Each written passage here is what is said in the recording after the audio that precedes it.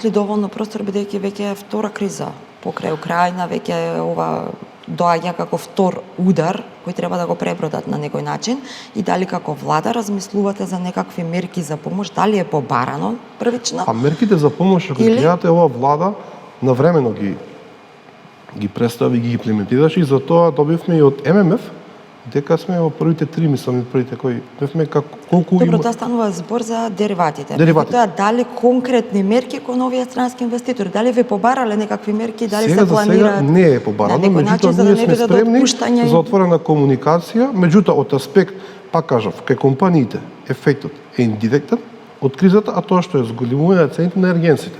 Владата, како сериозна влада, навремено реагираше со одредени мерки и активности со кои се покажи согласно анализата на ММФ дека сме меѓу првите 3 или првите 5, не знам точно кој бевме, што мерките даваат резултат. ММФ побара и таргетирани конкретни мерки, затоа ве прашав дали би имале таргетирани мерки конкретно кон Ако има потреба, странските знаете дека инвеститори. ние сме сериозна влада и работиме сериозно за на време да дадеме мерки.